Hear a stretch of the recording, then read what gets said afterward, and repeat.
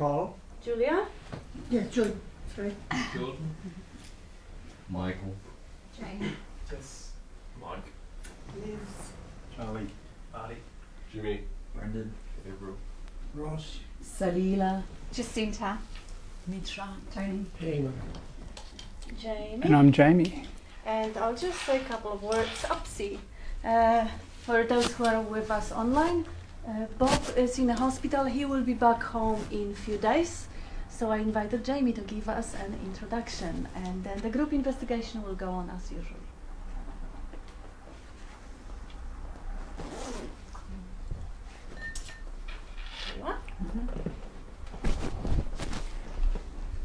Hello everybody.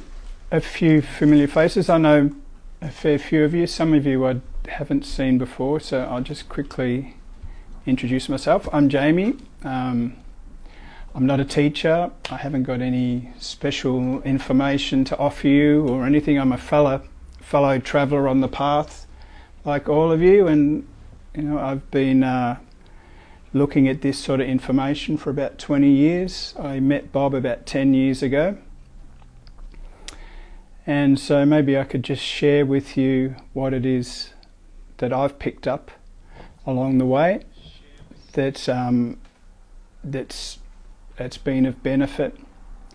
And I guess sort of thinking to myself what would be good to talk today is just on the topic of happiness. And I figure that's something that we all have in common. I don't think there's anybody that doesn't like to be happy. And what is the nature of the happiness that it is that I'm referring to?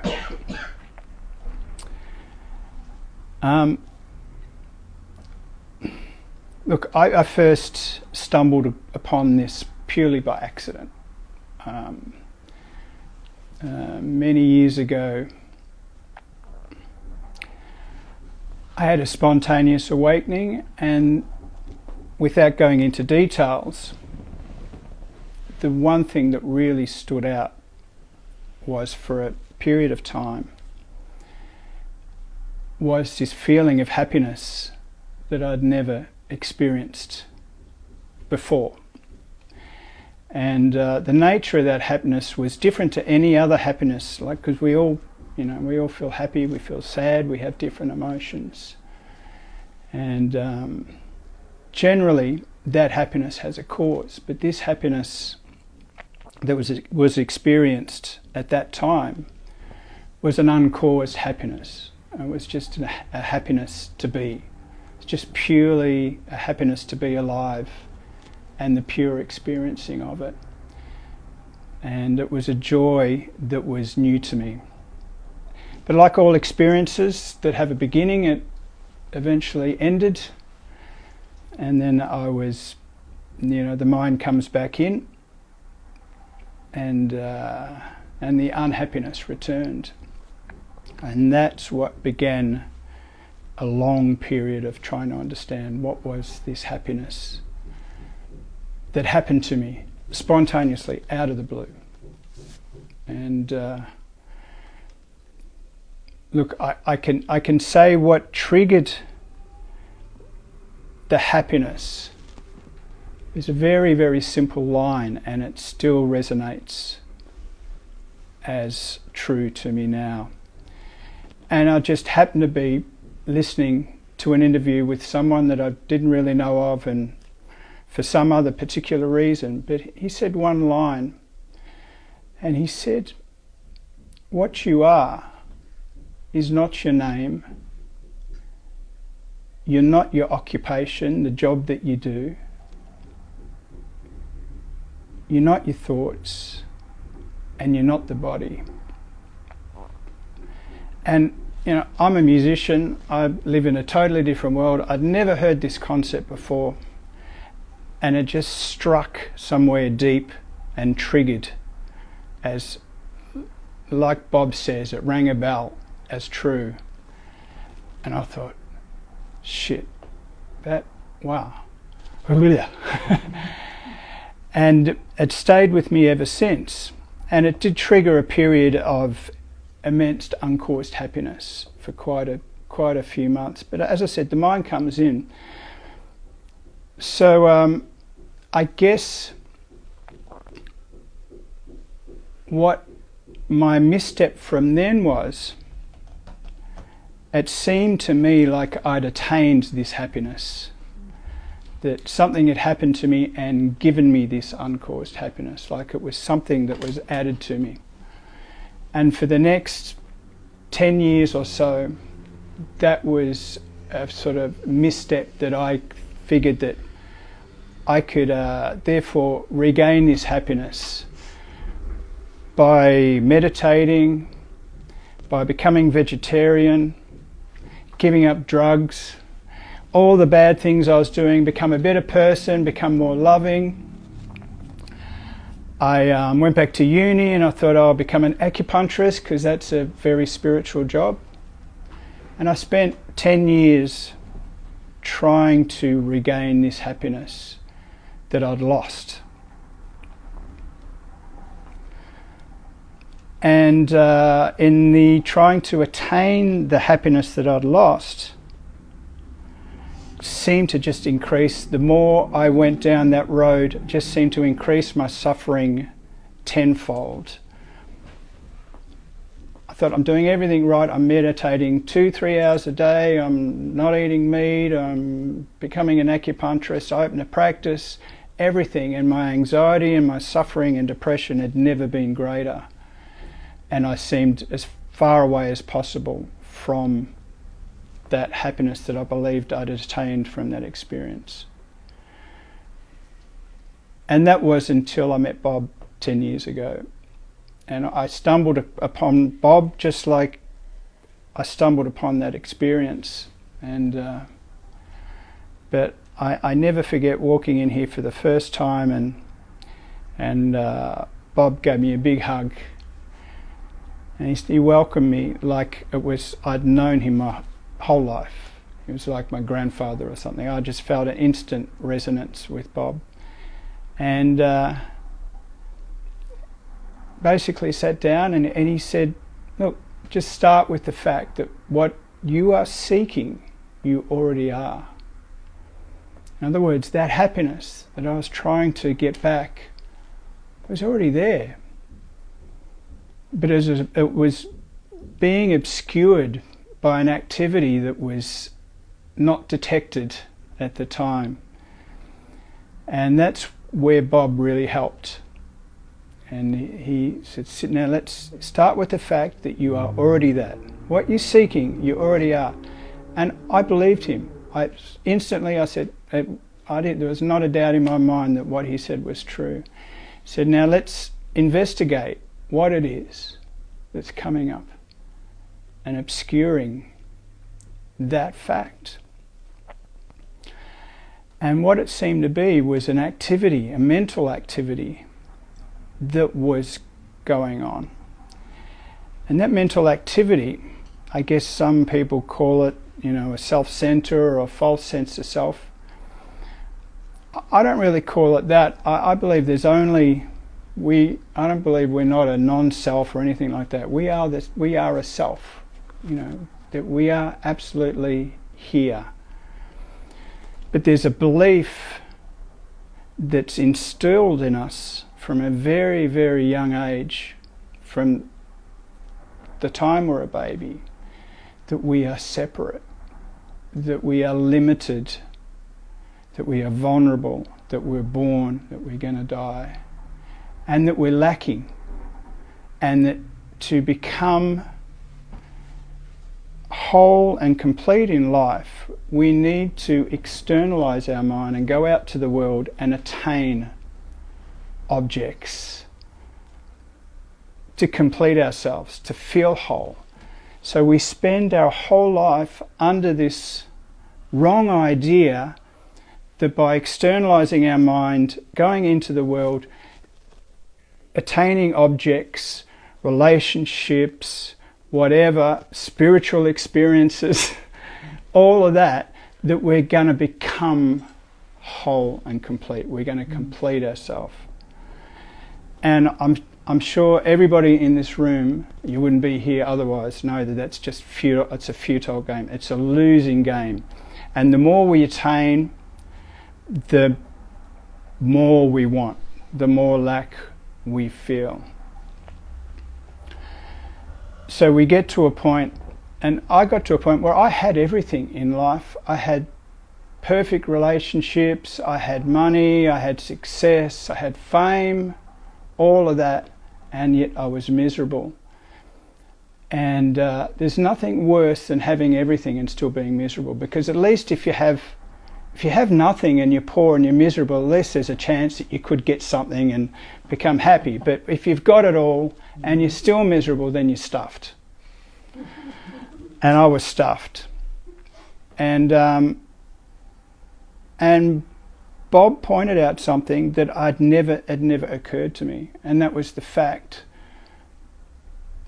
that I was already whole and complete. The nature was there, but this mental process, this conditioning that we're given, is playing over in our head, and it's telling us that we're lacking something, that we're not good enough. And having a look at this for the first time, it didn't take me long to realise that we're dreaming. We're dreaming a self, a me, a vulnerable me that has no existence, like a kind of mirage or an illusion. And it was seen clearly that we're all dreaming this. And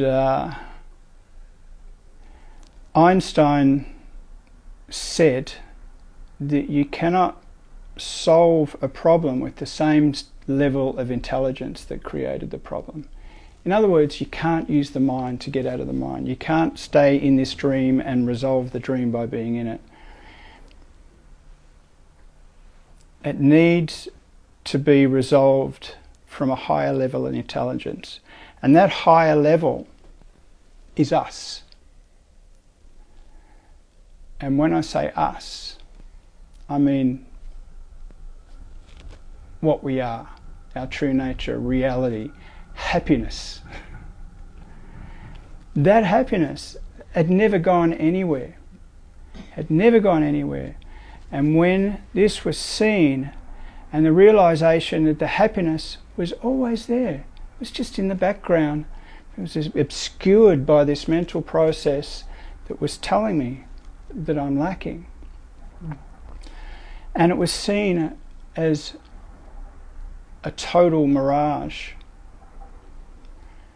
Now, 99.9% of the population are operating under this false illusion. So what is the nature of this false illusion? Is just a wrong idea. And even when it was pointed out as succinctly as what I heard all those years ago, that we are not our name, we are not our job, we are not our thoughts or our body. Even that small bit of medicine, I call it, it's like an antidote. In a way, I see these teachings and the Advaita teachings, because I don't believe even that's truth. I now don't know what any concept is true, whether we are the body or not the body, but it's an antidote to a very strongly held belief that we are the body, that we are the mind, that we are our thoughts. And the antidote to that, what in my case was hearing that, and it just stopped the mind. And in that stopping of the mind, the natural happiness is there. Now,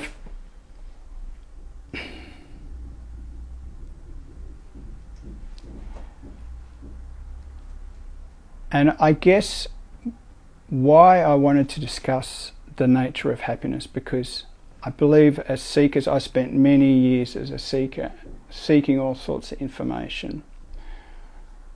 I wanted to know truth, I wanted to know the nature of reality, what is this world, what's going on. And that led me down many, many paths, and many false paths of, and what I discovered, there's no solution to our questions out there in anywhere. There's just more and more concepts, and we tie ourselves up with concepts. And I boiled it all down to this one fact, that what I wanted was just to be happy, no matter what the truth was, no matter whether I was God or just Jamie or whatever. None of that matters. What I wanted was happiness. And whether we're seeking relationships, cars, spiritual truth, ultimately we want to have that happiness. And we all experience it, whether we experience it as a permanent thing or whether we experience it occasionally. But I would suggest that that's what we're all looking for. And I guess other names for happiness, we may call it awareness, consciousness. They refer to it as Satchidananda. And I think that's beautiful, because nobody can deny that they're existing, or that they're conscious of existing, or that they're happy to be. It's a very, very simple pointer. But other than that, I would just point out that if the happiness isn't there, then investigate. Because what I discovered was that happiness has no cause, but the obscuring factor is our unhappiness. And in my case, that was what was going on. The unhappiness was obscuring the fact of what is already there. And what I discovered is the unhappiness was caused by a false belief that was installed that I was not complete, that I was separate and vulnerable, anxious. And all of this was a dreaming. I had a closer look. Bob says, investigate. Investigate this idea. And when I did investigate, not with the mind, but just checking in with the experience. And we can all do this now. If we let the mind subside, and without a concept, where's the limitation? Where do we begin and where do we end?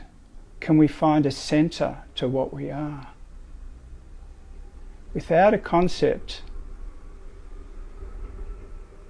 can we find any limitation in what we are? I can't.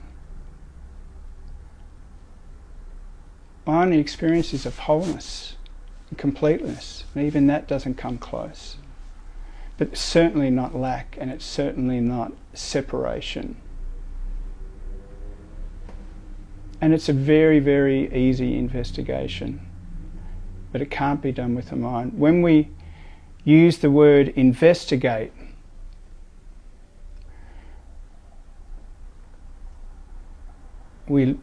it's a kind of seeing, looking into what really is. It's not in the mind, it's not asking questions, it's not who am I, I'm this, it's an investigation, a looking, a seeing without a concept. Can I find any limitation? Can I find an edge to who I am? Can I find a center? And if you're really honest, I think you'll find the same thing. But it's overlooked by the mind, because the mind will come in and go, but we're not using, the mind is not a useful tool for this investigation. So I guess, just summing up, I haven't got much more to say.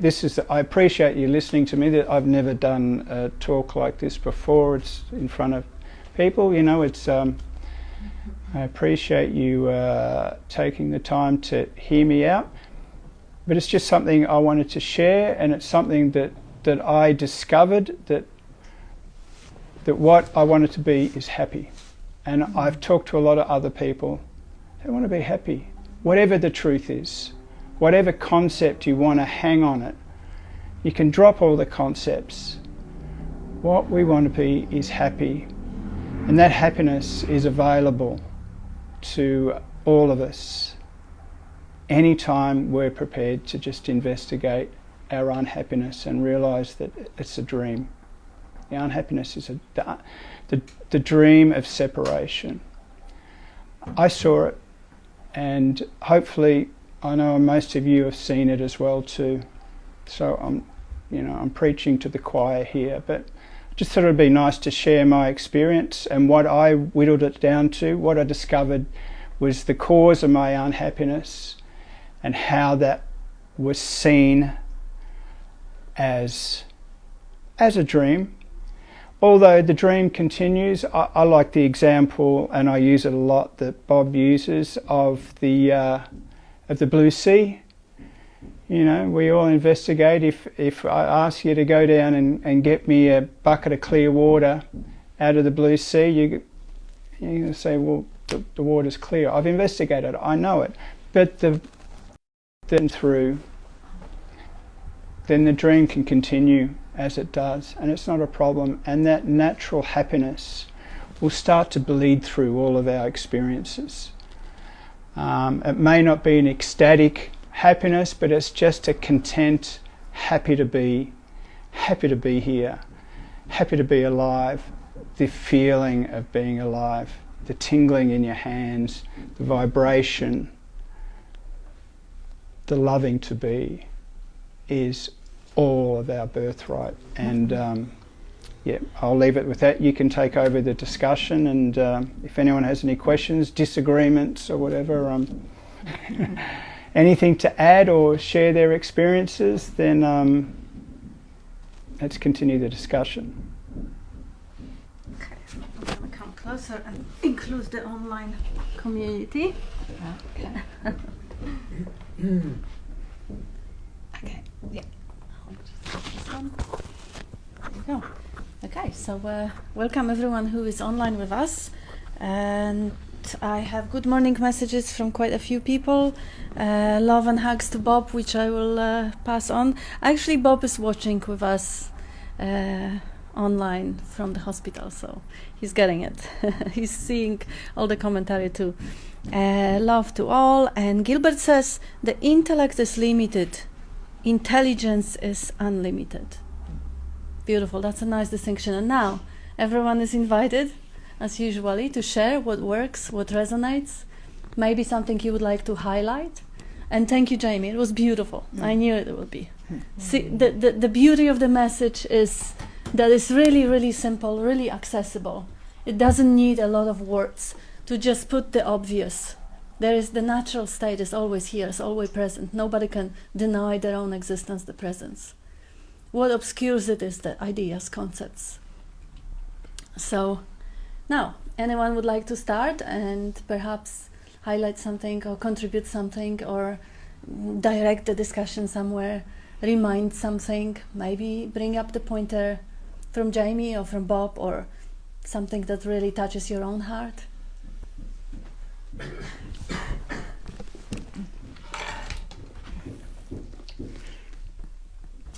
Sorry.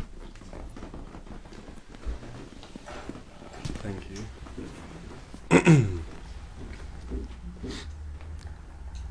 When you were speaking of the pointer that touched you, I thought of the pointer that's been touching me at the moment, and it's nowhere to go, nothing to get.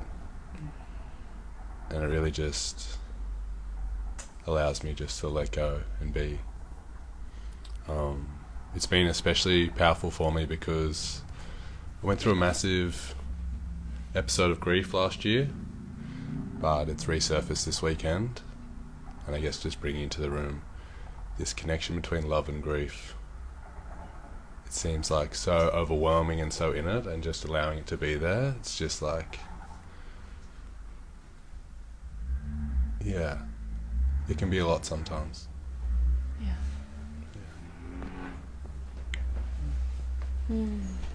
Thank you.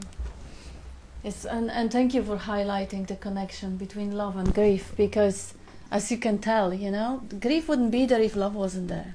So it really is another way that love expresses itself through a different, maybe different facet of that crystal, through a different shade, color, different experience.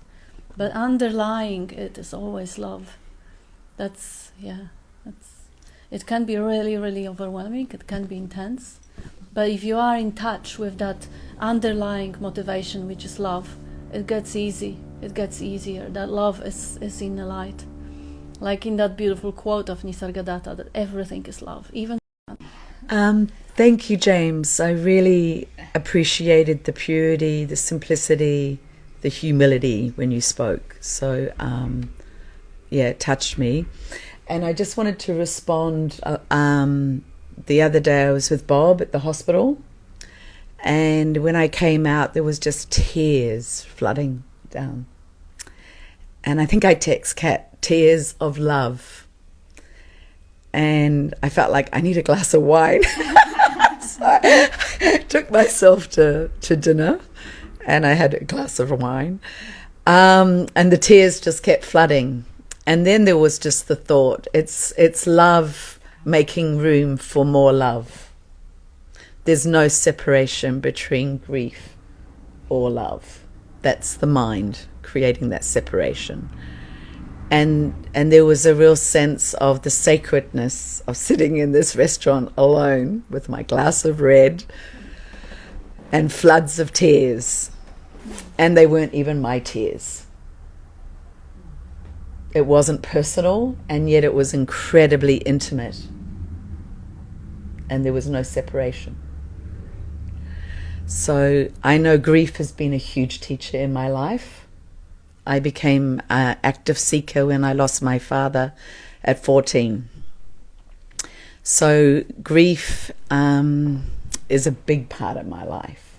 And I realize it is true nature. Just keep bringing me on over and over again. And I love you, Bob. And you know that. And then I said to Bob, it's all love. And he said, love is life and life is love. And there was just a recognition, it's my mind dividing, but the truth, there was never a separation. Yeah. Can I say something? You go for it. I'd like to say a couple of weeks ago when we were at Mandela, I'd been walking that morning in nature, which I love, and I realised that Jacinta was never there. It was God, intelligence, energy. And I came here and Bob said, how are you? And I said, Bob, it's always God, intelligence that's speaking, never me. So then I realised that, that I'd been on a bit of a mission, and I just realised then that I was everything. So, and I wasn't separate. And that this girl who'd spent so many years of her life in trauma and that, it's always God, intelligence, energy speaking. There's no separation. Thanks. Beautiful. Does anyone else want to speak? Thank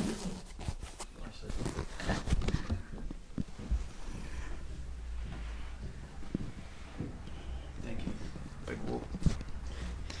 Hi everyone.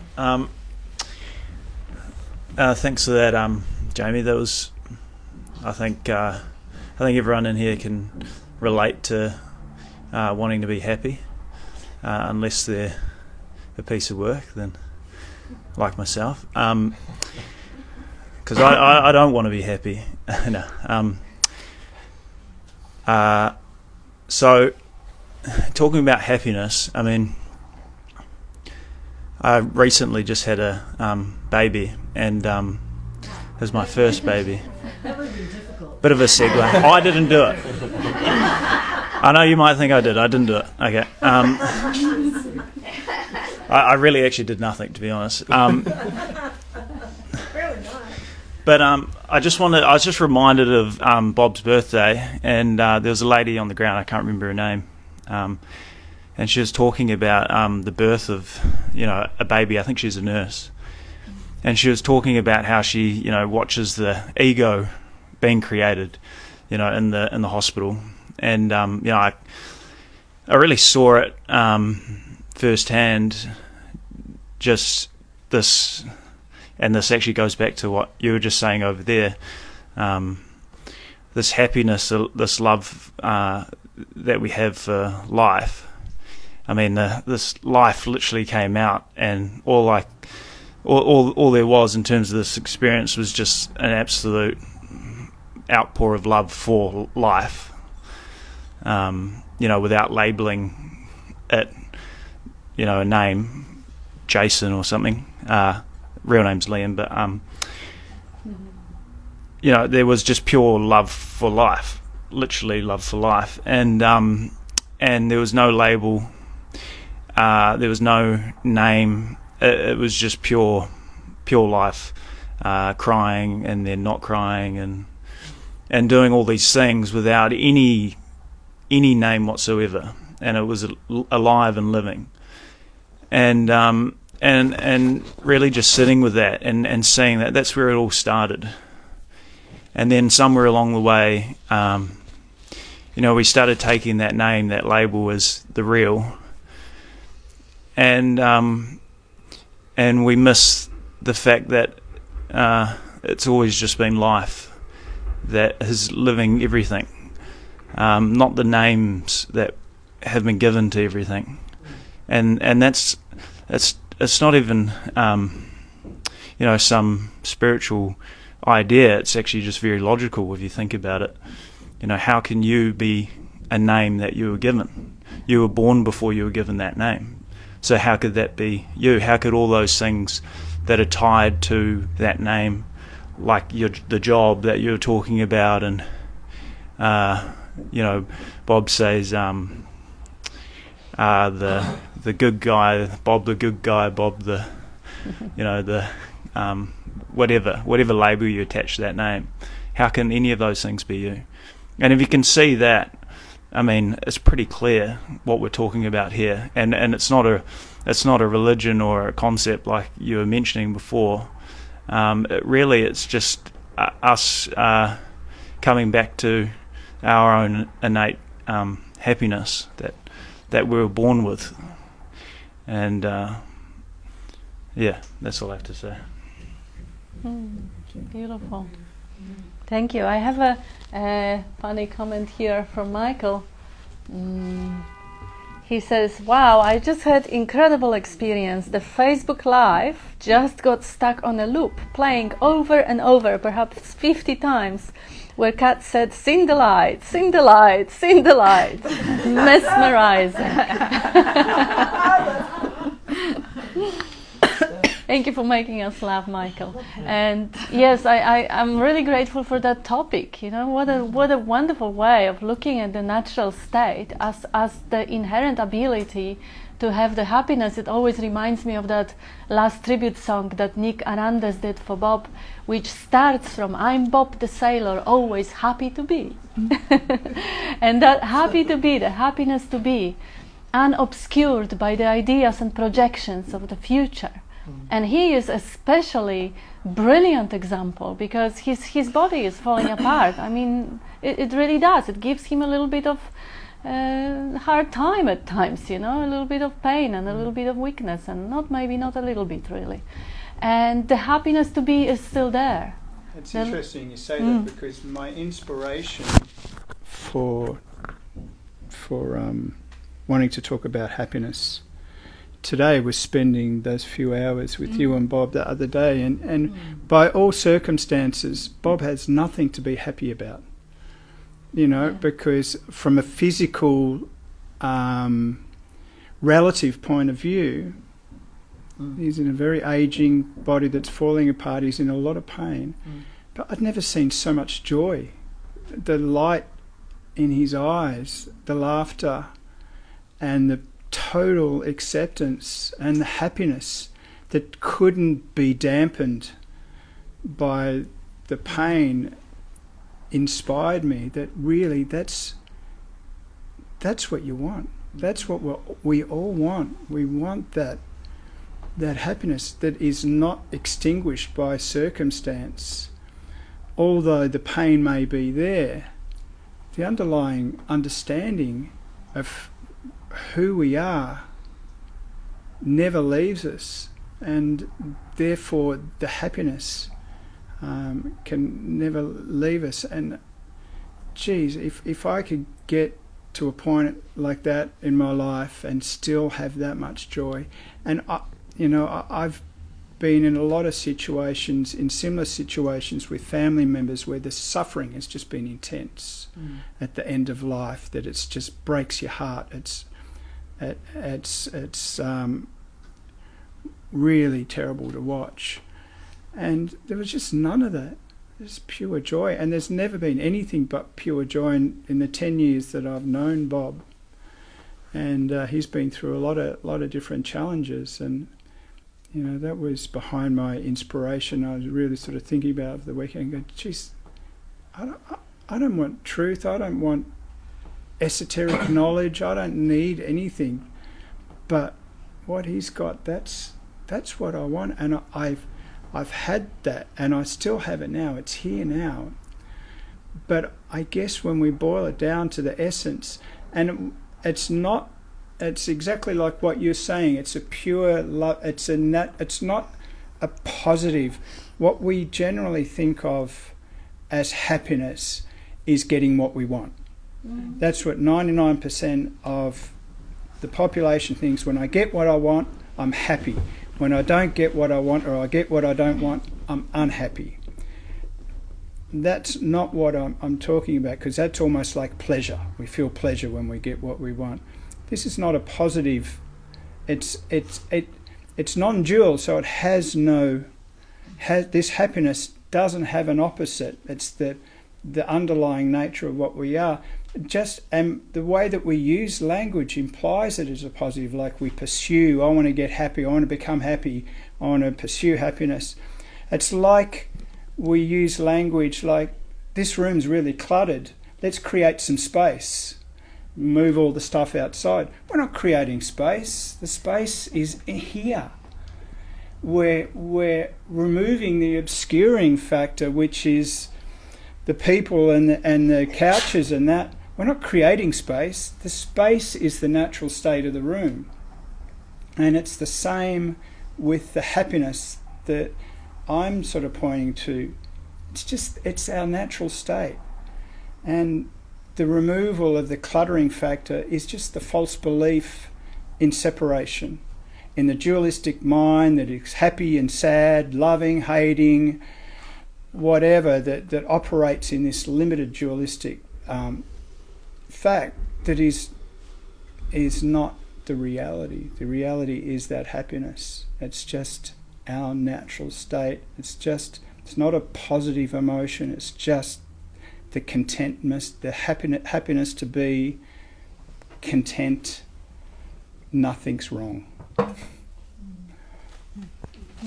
Beautiful. I love the metaphor of the room and removing a clutter. How simple. Yeah, that is a good metaphor. Yeah, I'll just quickly read it because I have a couple of short comments here from Jyoti. She says, I thought it was just my Facebook glitching at seeing the light and laughter. And Michael says, the sense of I can't be found now, and a lot of life flows in effortless effort. It's sometimes that puts me doing nothing for hours or a day, and there is sometimes a fear and I push myself to work. I do need to earn income. I guess that means the self is coming back. How do I trust the income will come? And I can't just follow the instinct to do nothing, no matter how long that goes on. And amazing, Michael also says, so that was for everyone, the light. And Julia, we're going to give you the voice and we'll answer the question later. I didn't realize it was a question. Well, which problem, since that question was still there, the question being... Yeah, you go on. What do you want to say? No, I was just going to kind of like jump in while you were talking about happiness and grief. And I may have said, I have said this before. Happiness is what is when we have no conditions for it. It's when we're really upset about something, we've got, I can be happy when I get this, or when I don't have that, or when this happens, and it's always present. It's like you said, the obscuring factor is just the, I need this. No, I need this, and all the all that mind caca. That's all. And the mind caca will also come in the form of grief. I think that because I don't know, just that they're not here. I'm just reminded of when my dad died. He was the best friend I ever had. I felt, and now I would remember moments. Oh, I got to call him, and I couldn't call him. That's right. Okay. And then the grief would come up, and I'd notice myself feeling sad about that. And then, what was just really, really helpful, from the moment I found out that he was dead to every moment after that, I found myself, wanting him to be here, was just this question, is another investigation. But, right, well, can I find where we're separate? That was like, you know what? When I asked, that question came up and there was a looking.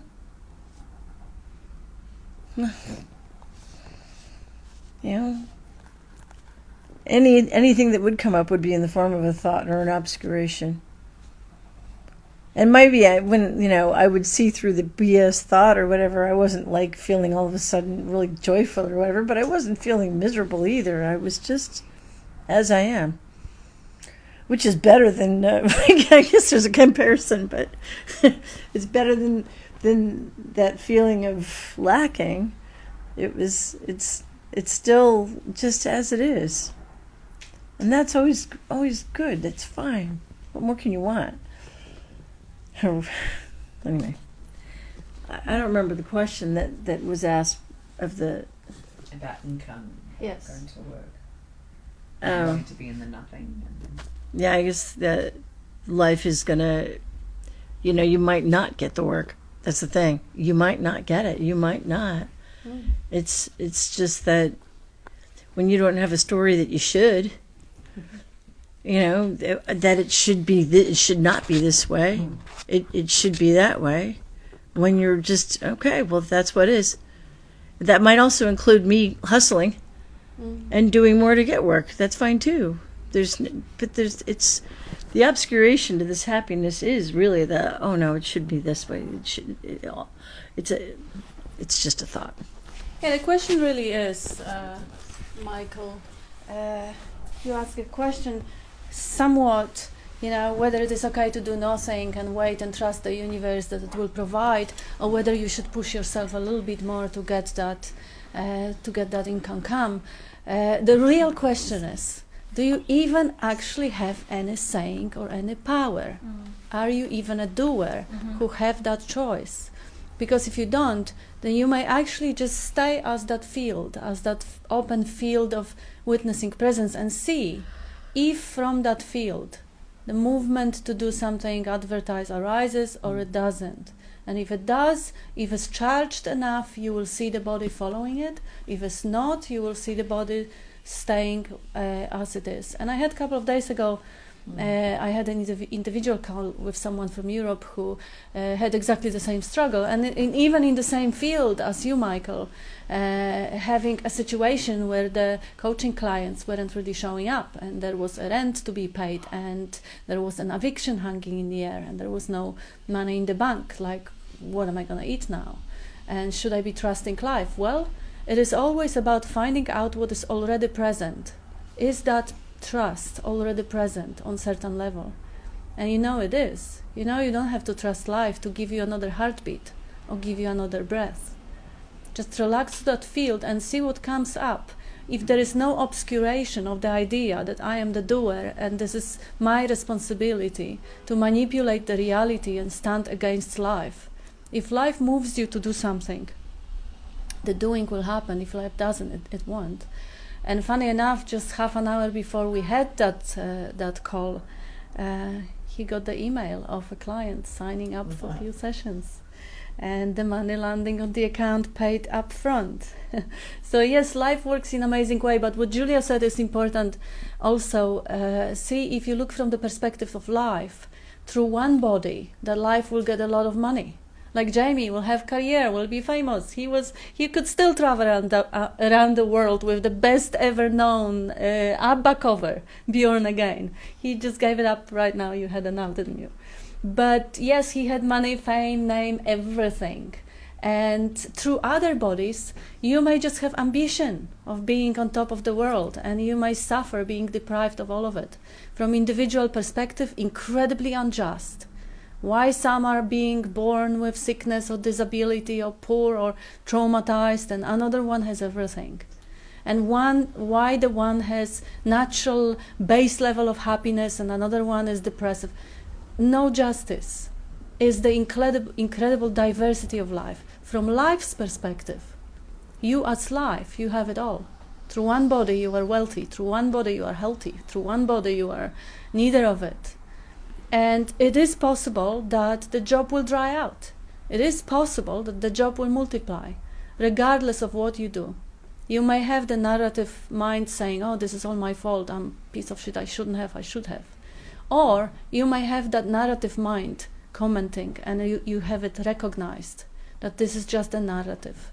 And life is moving on much, much more primal level than the narrative. The narrative comes after. The energy moves surges through the body, and it gets interpreted and translated into the thinking. But if you stay in that field, that energy, without being translated to should and shouldn't, may create the movement or may create further relaxation. And let us know how you're going. Yeah, and the shouldn't can like when we're in that, I just think that can like also stimulate a lot more cloud. You know what I mean? All that shoulding and shouldn'ting, and and then we're in this we're now caught in the mind, and we're in the shoulding and the shoulding, which is why I don't know.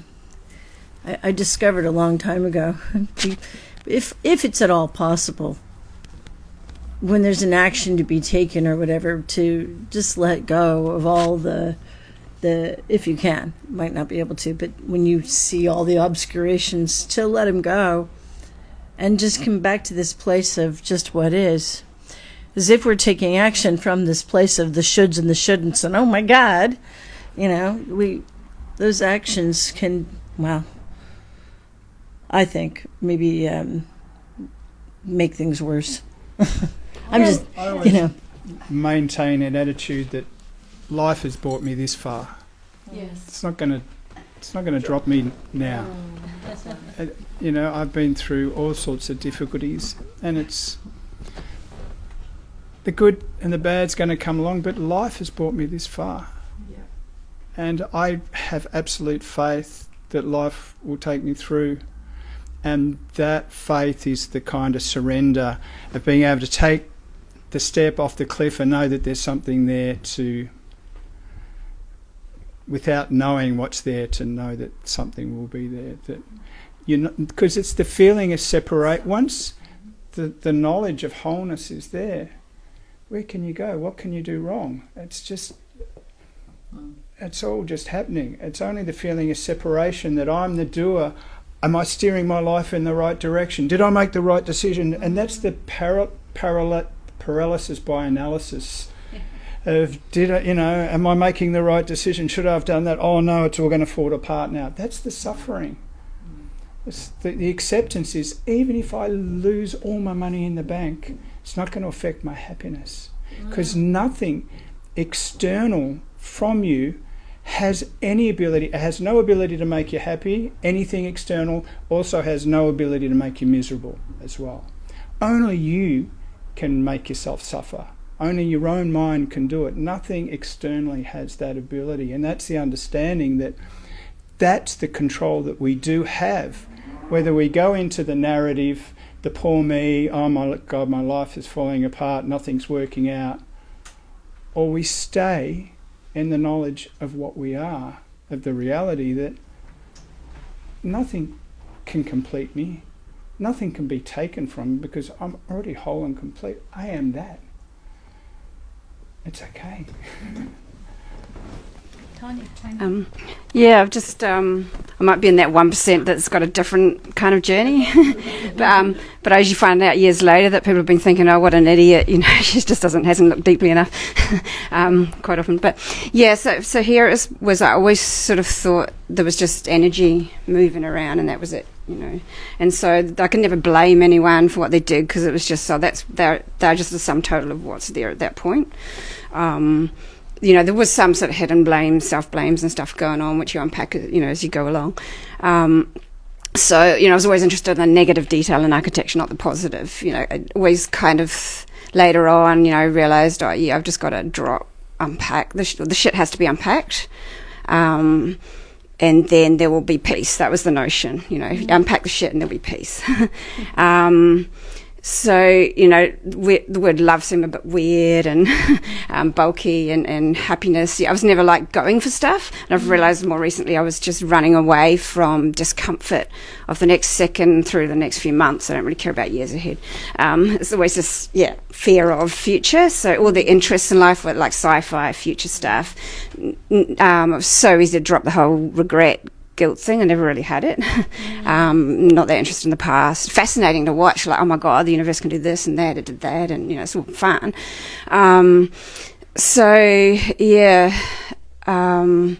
But that does mean there's been a slowness, like a fear of sitting with the uncomfortable emotions that happens in that unpacking and the dropping of the triggers.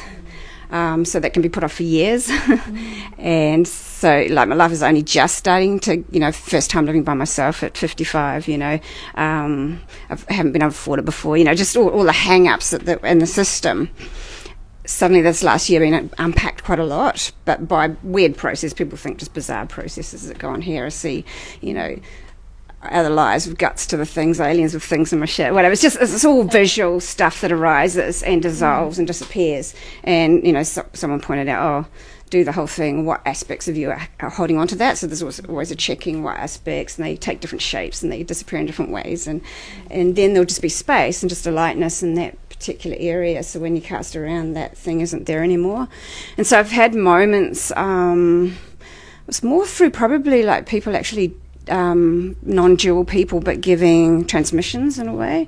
They tended to have more of those minutes of oh my gosh, bubbling up joy, just the light piece Bob talks about, the light, what is it, the light?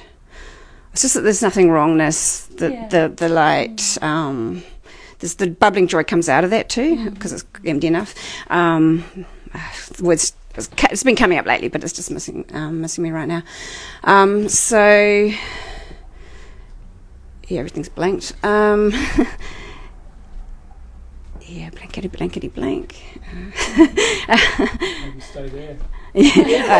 So that doesn't matter either, though, because what happens, that doesn't even matter, because what also happens is patterns come up again to be moved, and and there's never a sense that I'm doing it, so I never have that hang up. So a lot of what the hang up seems to everyone else, or the seeking, not there, all that stuff, but there's a damn slowness to remove the discomfort. So now the body's starting to seize up because of that, nervous energy of discomfort coming up. And being here right now, that's got this kind of low level, there's that anxiety that I think puts me slightly on the autism spectrum as well, which is probably, all these spectrums and collections are just collections of a certain bunch of probably initial traumas from God knows where, that then result in reflections over and over again, until released, until disappeared, and then triggerless. I think in the end, it's the same thing that you will end up with, that nothing really matters when the thoughts aren't coming up.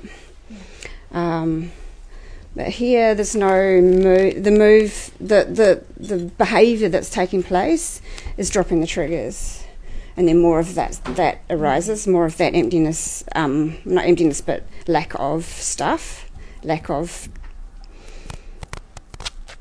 I like Bob's condensed energy, busyness that hurts. That just seems to be happening here. There's just a drawing that's what's happening. This is happening here, rather than setting off in the. Because every time someone mentions non-duality, I just go to that, nothing there. But then the triggers come in immediately, and the move here seems to be to remove the triggers, not to keep being reminded to sit in the nothing here-ness. and it's quite effective. Like, a lot of crap's moving out of the life, and life is getting more chilled, more stable. Finances come in. Because the crap's disappearing.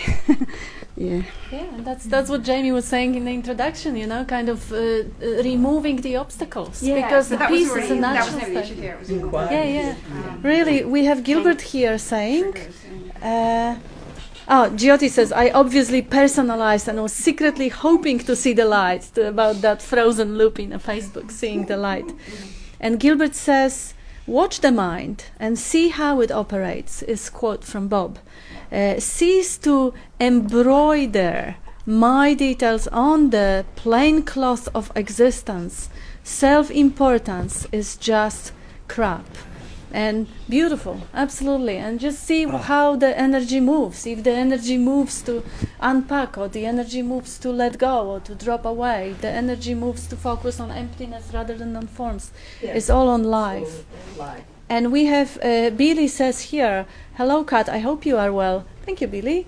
And do non-dualists believe we live in a simulation? Wow, what an interesting question. Well, basically, the nature of non-duality, we don't even identify ourselves as non-dualists, because the identity is the problem. But the main thing is the belief. We generally investigate the beliefs. So if there was a belief that we live in a simulation, we would just look behind that belief, and we would find probably nothing there. So coming back to the basic space before the belief or description.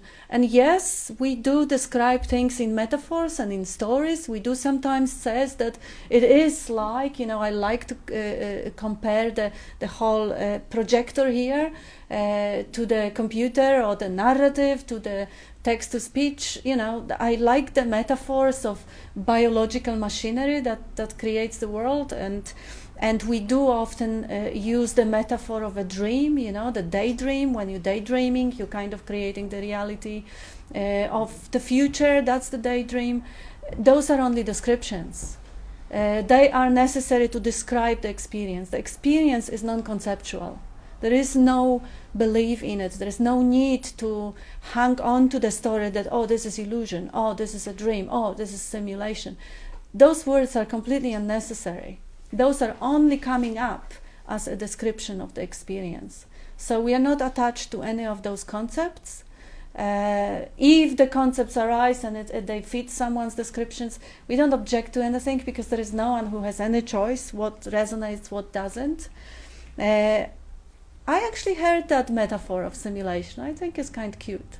It's kind of cute. I think we use metaphors depending on where we are, because we have computers now, we use metaphors of simulations, whereas past times we use metaphors of dreams.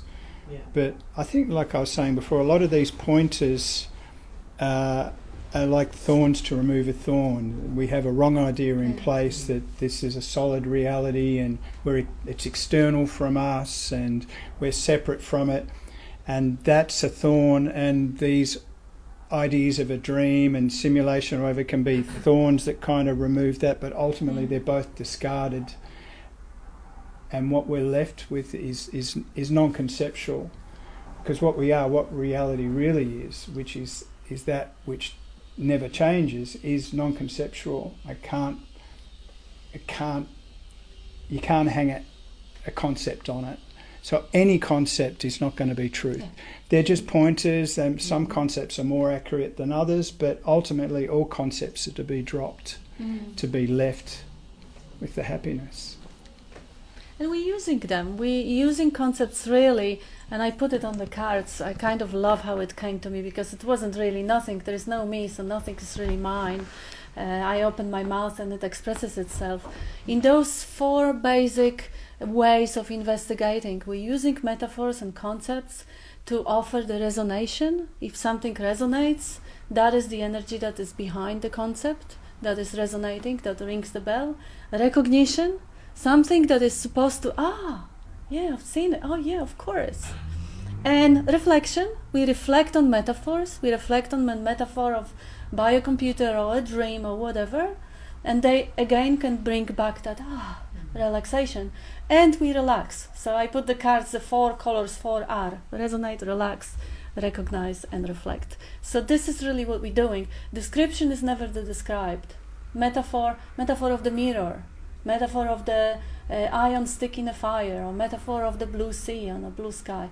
They are just descriptions that are supposed to invite people to actually just be touched by it and yes, right. But what that resonation or that recognition is completely beyond the words. It's more kind of energetic. It's more of the heart rather than the intellectual I agree, I disagree, or this is stupid, or this is right, or this is correct, or I believe it, or I don't believe it.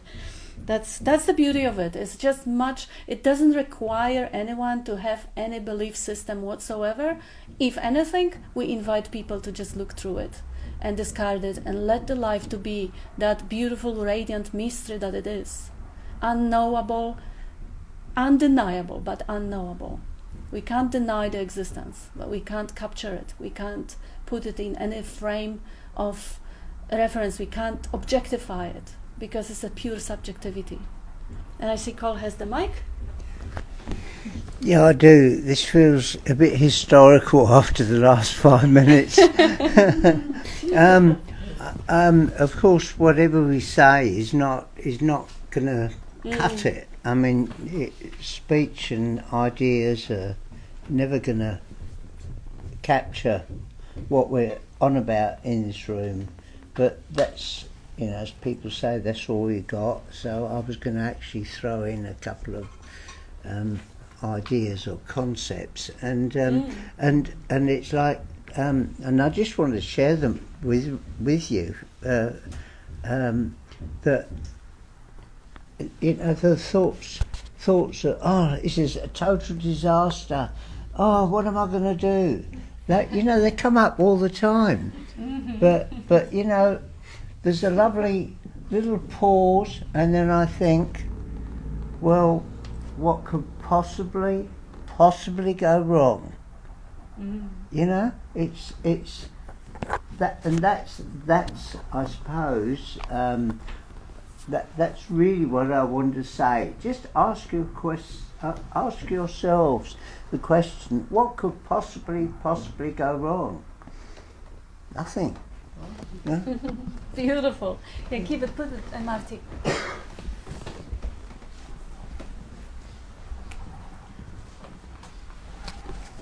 I just want to go back a couple of steps to when you guys were talking about trusting life. And I guess I wanted to frame it this way, which sometimes comes up in this mind, is, from the moment I was born, did I see myself in this room right now? And the answer is no.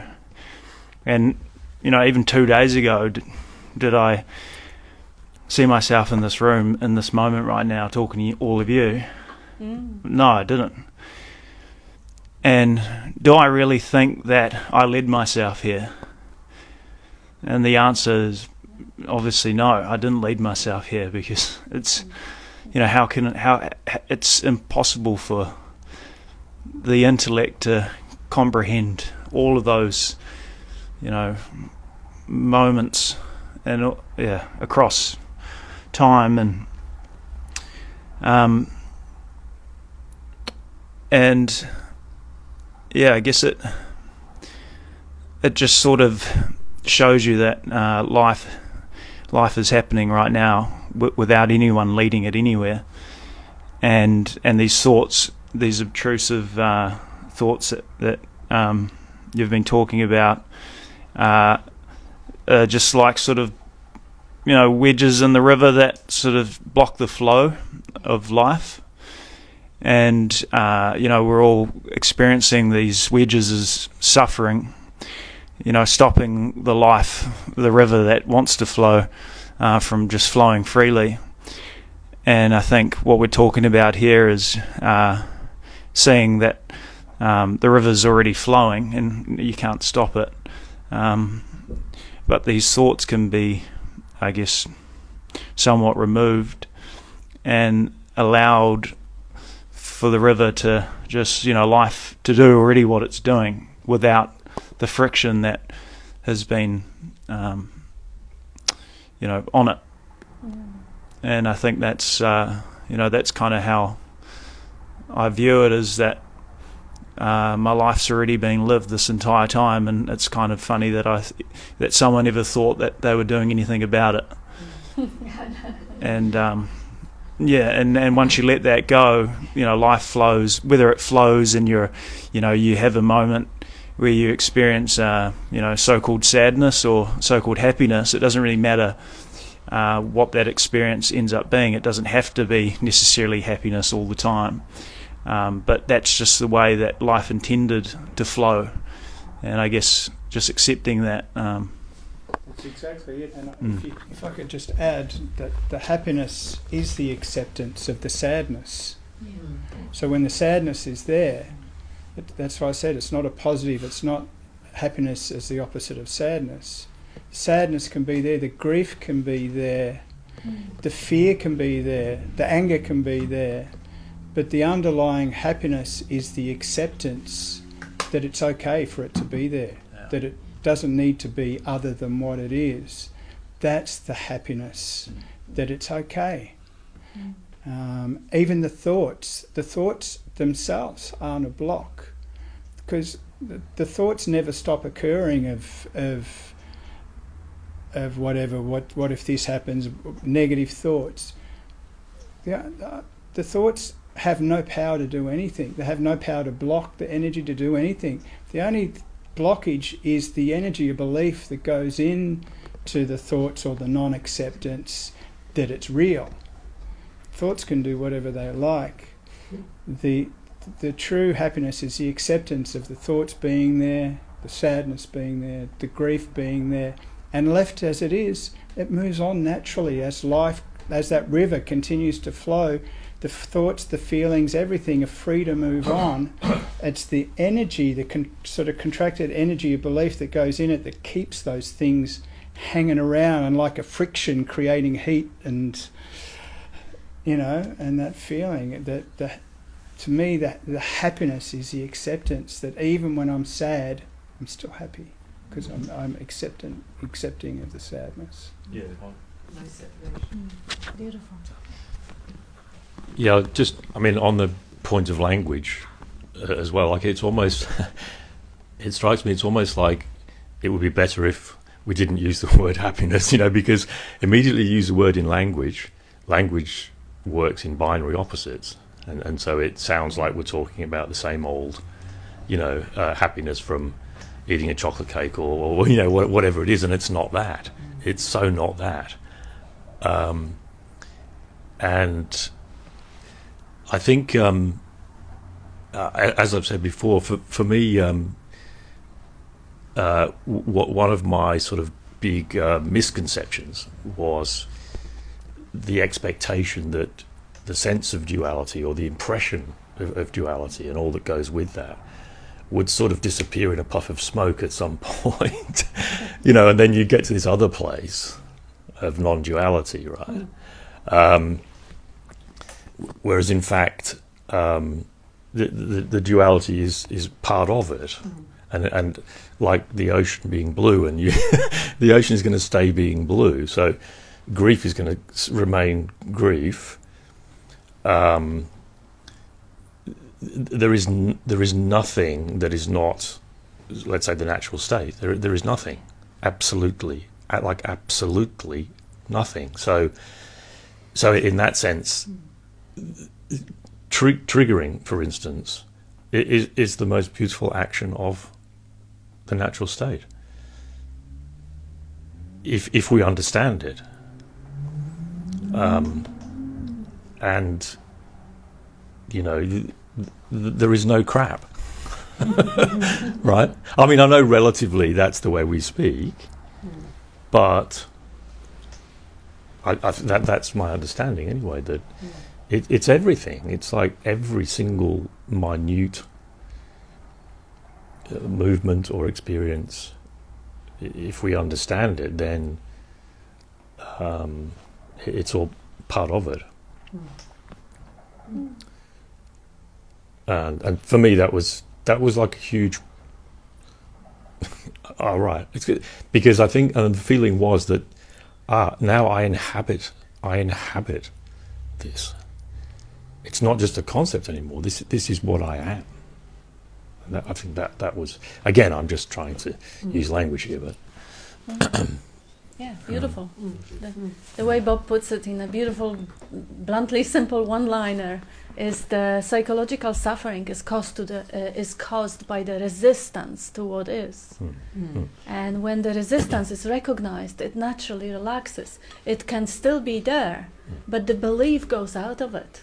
So the thought, like Jamie was saying, thought is not a problem. Thoughts will keep coming up. And even what Cole was saying, the possible dark scenarios, what else can go wrong? That's a wonderful way of that assisting software to assist the survival, to learn, to get prepared. This is what it does. This is what it is designed to do. But now believing it unconditionally and getting work out every time the dark scenario comes and creating the cortisol in the body, that one is optional if there is a discipline, if there is a resonation and a discipline to investigate. Hey, wait a minute. Yeah, Have a look. No, a phrase I think that I've heard and which seems to work for me is like, it's like a double awareness. A double awareness. So the duality is still there, but it's now in a different sort of experiential perspective, as it were. That's kind in of the context of wholeness. Yes. Yeah, because it's the ocean's always going to appear blue. Yeah. But we know the truth because we've investigated. So the ocean appearing blue is no longer a problem. Yeah. And so you can't, if you think, okay, like someone watching said, now I have to go off and make some money, but you're not going off anywhere. There's no going off. It's like you can't leave the natural state because it's a natural state. So, yeah. I have a couple of comments from our online contributions, and this is helpful. Sally says, I find being curious helpful. I wonder what will happen next. And this is the attitude that Bob has towards life. Anything throughout his long life that would corner him in some way or another. The curiosity. I wonder, how is life going to resolve that one? Because the fact that it will is beyond question. But I wonder, how is it going to happen? Wow, curious, interesting.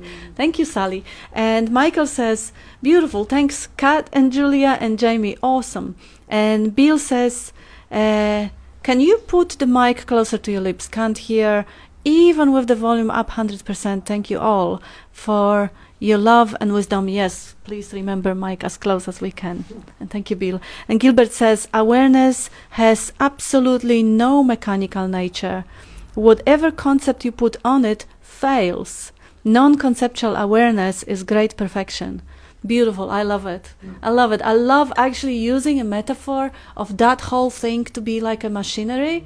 But the truth is that machinery is made of consciousness. There is nothing mechanical. It is all alive, spontaneous. The way it patterns may be very binary, you know, day, night, good, bad. But it is still behind that, the energy that gives life to that very, very mechanical pattern, seemingly, is pure life essence. Thank you, Gilbert. And Michael says, beautiful call, powerful question. And he also says, I can hear all okay, maybe your stream. Okay. Thank you for feedback.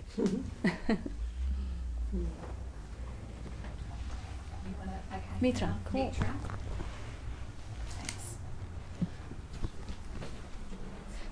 And we may also make sure that all the connections are right.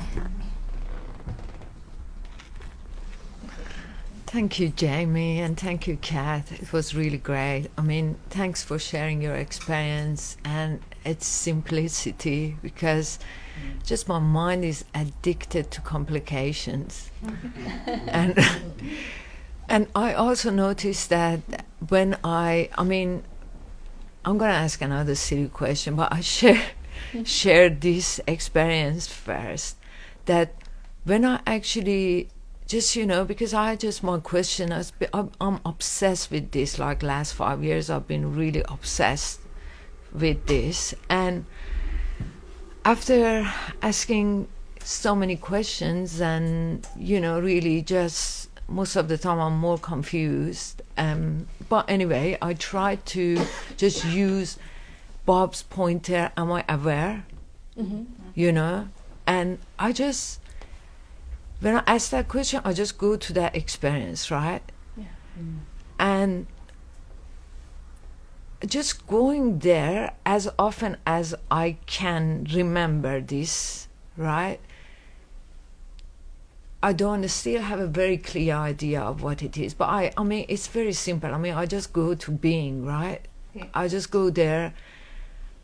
And when I remember to ask that question, as often during the day, going there just get me out of that desperate seeker thing that I am. And it's just constantly listening to YouTube and everything. It's just tiring.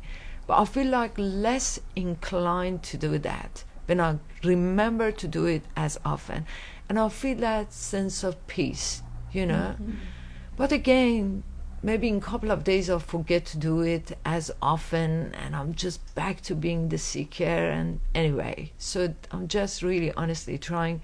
I thought about today to go and buy something like a reminder that is on my wrist, because I don't carry my mobile everywhere, and every 5 minutes it just reminds me with a vibration. I don't know if there is such a thing. If anyone knows something like that, please let me know. Designing an app to do that. But I don't want to carry my mobile, so something around my wrist, just a vibration, because I don't like the noise. If you know anything, let me know. Only thing I would suggest from what you're explaining is sometimes we need a break from all of this, from all the concepts and from all the videos and all the talks. Just, I in the past, I used to do the same thing, because I was in exactly the same state of like, what is it? I've got to understand it, and watching videos and trying it, and I'll just stop. Just go and play some guitar. Go and, like, it's not that important. It really isn't, and because we get trapped in the mind, and that's the only thing I'd suggest is if it's starting to make you a little bit crazy, just give it a rest for a while, because it's not like, I know the feeling. That's the issue. I wish I could. Yeah, I know the feeling. I can't. Just from the second I open my eyes, I'm on this until I really fall asleep. Yeah, because I can't stop it. What you'll find is it'll hit you out of the blue, because your head's in the tiger's mouth. Obviously, if you have that passion, that your head's in the tiger's mouth, it's gonna hit eventually. But maybe just it's just a suggestion. What's going to happen is going to happen. But what I found useful was just to take a break from it all, play some guitar, go for a walk in the park, and then just all of a sudden, out of the blue, just a download will just hit you, and like, honestly, I know I'm describing trying to do something, but that was my experience. I just found it useful to just turn off, close the computer, and just play some guitar. And the other thing, just from what you were saying, where you say you continually awareness, I go to awareness. There's no you and awareness. Awareness is what you are. So it's not going to awareness, it's the recognition of awareness that this is the reality. There's no you and awareness. It's non-dual. You are awareness. That's the nature of what we all are. So it's not going somewhere, it's just the recognition of what is already so. Yes. But I wanted to ask a question about that. So when I go to that awareness, right, it just feels like there is, I wouldn't say a person, right, but an observer. Like there is, like now, the awareness is, I feel empty, I feel the emptiness. There is no, I really look for it so many times. I'm certain there is no one in here.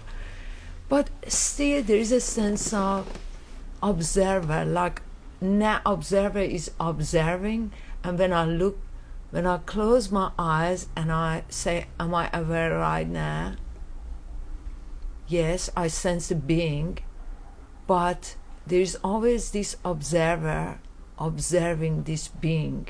Is it that he's observing, or it's just a thought? It's just something that might serve you well, and might just bring the mind to a stop eventually. I don't know. There's no technique.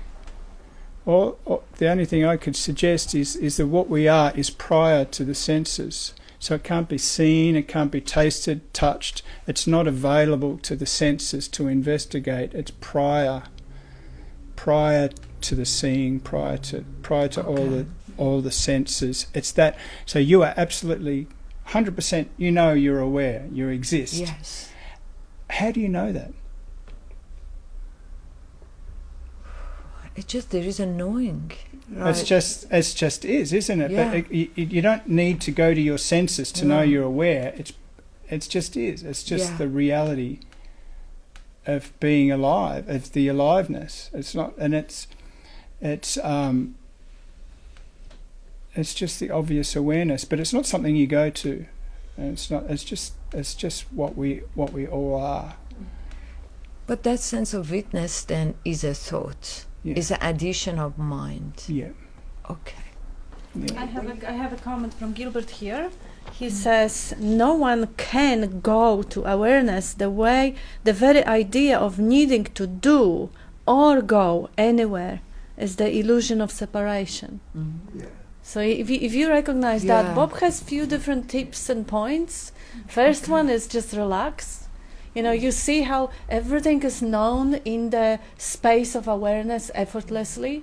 So rather than focusing on specific thoughts, one thought tell you, oh, go there, or look that, or reflect on this. Just the whole field of thinking, relaxing of particular thoughts into the field of thinking. Bob has another pointer which says, you know, like relax your attention from that specific focus on something. Like let's say you're looking intensely at something. Relax, you guys, and instead of I am a seer of that object, be the whole field of seeing. You are the seeing itself. Yes. Seeing, hearing, tasting, touching, smelling. If every moment, at any moment in time, if you realize that there are objects in the awareness, let's say the breath is an object in the awareness, but that object is only known, is only cognized because of that field of presence. And then straight away, the breathing, the breath is actually secondary, and the field is primary. The thought is secondary, and so that field is the natural state of life itself. And now the mind interprets it by saying, "Oh, but this is me witnessing the content." But who Something witnesses is the me? witnessing Or something. And what is knowing about that something that witnesses the content? Even that witnessing is cognized, is known. So prior to that witnessing, there is a knowing in which it arises. Yes, that's So true. witnessing is not important. It's just kind of like a translation. It's a thought translating what is happening. But if you push aside that thought, you can see that in that field, whatever arises is being cognized. So the cognition, the cognizing, just like field of seeing, is happening prior to the objects of seeing. So I was getting curious about what is that is witnessing, because I couldn't find It's not anyone. an object. So now I just dropped the thought, like there is nothing, right? I just go to that. Drop the thought, by all means. Yeah, It is okay. really, this is the obscuration. Believe in the thought. The thought arises when you believe in it. Now suddenly there is an illusion of separation. This is me, I am right. This is what I think, and this is important. When you see it as just passing thought, there is no engagement with that thought. And there is no investment, no belief, no me, which is right or wrong or whatever. No, I thought I'll use it as a point of inquiry, like, because I was very curious about what is it that is witnessing, but it's a thought, right? So I just better not to even be curious about it. I just drop it. Drop it, absolutely. If there is any possibility in the space to just disengage with the discursive narrative dynamic mind, that's what you do. Prioritize the field, not the mind, no matter how important it seems to be what it says. Can I just say something? Just include it as the field. So the thought, the beautiful, beautiful thought is also, it's all the same. So include. It's what's being pointed is just it's a relaxation. If I could use one concept to describe it and what happened here in the seeing of it, that's why I suggested just try having a break from all the stuff, because it's only while we're involved in trying to see this and that, and we're going in the wrong direction. In the natural relaxation that you can't do, it's like if someone says relax, you can't just relax. It's something that happens. But in the natural relaxation, there's a natural this. It's always been this way. It's just a natural relaxation. It's almost like, when you're trying to remember someone's name, and you can't remember it, and you're like, what? And you brushing your brain, and then like an hour later when you've forgotten about it, all of a sudden the name just comes to you. It's kind of similar thing like that. It's Jamie, honestly, I try to drop this so many times. But trying. Yeah. All right. So that's the thing. Don't try, and don't try not to try as well. Yeah, that's all confused. So what was my way was when I actually remember to ask that question, right? Naturally, I'm less inclined to again listen to another talk, to find this, to find out about that. So that's why my way is, because I'm such an addictive personality. Like I can't drop even cigarettes, right? So imagine this. This is for me 100 times worse than cigarette. Right? Yeah. So it's just I've got that kind of personality. Yeah, so I need to get one of those reminder and just get that, so it naturally it's dropped. What's Controlling again. Yeah. I can't, otherwise I'll be listening to YouTube every second. I'm telling you, I'm cooking, I'm listening. I'm going to the bathroom, I'm listening. What's the first thing you see in front of you? Right now, you, right? Air. Space. Yes, air, yeah. yet we kind of ignore the space. Exactly. But it's the reality. It's all space. I know. That's what I need to remember. Then the search just drops by itself. Yeah, you know what I'm saying? That's why I need that reminder that vibrates like buzz. Zzz, zzz. Get back there until I remember. Otherwise, I'm just a desperate seeker. I can't. It's in the tiger, And like whole head. Seeking will be there until it's not. Yes. Okay. Thank What you does so much. What does Bob always say? You're never born and you never die. If you ask yourself, where is Mitra now? Ask yourself, where is Mitra? Doesn't exist. There you go. You were never born and you never die. I know. But I'm still. But, I don't know why. but you're creating that because you think that you need to find an answer. But in actual fact, just experience life as it is. Mitra's not experiencing it. Intelligence, energies. You were never born and you never died. You're just experiencing it.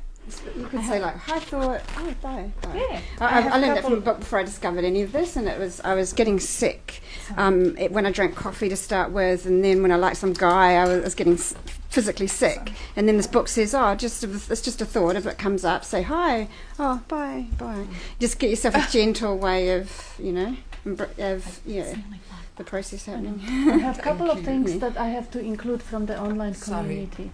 Here, Bill says there is a feeling at the heart of life, the ananda, beyond words and forms. The feel of our being, our consciousness, always timelessly here. That's a good thing to focus on. And Gilbert says, the fixation on me is desperate to be free, but every movement to get free tightens the bondage of an imaginary self. Mm-hmm. And I also wanted to include, because Lise didn't have a mic, and this is important, the thought, when it steals the show, it is the exclusive point of attention. If you relax the attention, thought is not excluded. Mm-hmm. It is also there, but it's important, it's dissipated, it's not important. So relaxing that field, and you may also notice, and this is devotion, this is the commitment, it's beautiful, but you may notice how much of a desire to control the process is there. Mm-hmm. I must have this, I must do this, I must stop watching, I must, that is not in your hands. Give credit where credit is due. Is the life moving you to put the band? Yeah. It's none of your business. Life is moving. Maybe life will do it, maybe life will not. Yeah. Is life moving you to relax or to stop watching? Yeah. If it does it, it does. But don't take credit for it, because then you will be in that bondage of always worrying whether I did the right thing, whether I'm going the right way. Yeah. And you will give yourself so much grief and suffering. Yeah. While you recognize that you're not breathing, life is doing it. You're not beating your heart, life is doing it. You're not looking out of your eyes, life is doing it. You don't know your next thought, life will bring one. So if the life brings an obsession that I have to have some reminder, or I have to control myself, put that on life too. Yes. And then you are the space in which life is acting out addictions and obsessions. And that's not personal. You can bring again the curiosity. Oh, I wonder, how intense is that going to be? What's the next acting out is going to happen? And you are free. That baseless joy, that ananda, is going to be underneath that behavior, the addictive behavior, and a little bit of a respite. And again, action will arise. That belongs to life. Cole, you wanted to have a last I just word? wanted to say one really quick thing. When you want something, when you're looking for an app to remind you, what are you reminding? You're reminding your mind. And it's with your mind that you're addressing all of this stuff. So to see if you can just notice when it's the mind and when things just happen, and you don't think it's the me that gets involved in all the things that you're trying to do. And it's always preceded by an I. So just watch that and use that to help you to see when the I is getting in the way and it wants to take over and do something. There is no agency. It's an idea. You 10 minutes over. Yes, thank you, everyone. The clock changes for if you all on the East Coast. Next week's meeting will be a different time for you. Huh? Yeah, if any part of the world is adjusting time zones, that's on you. Check on the website.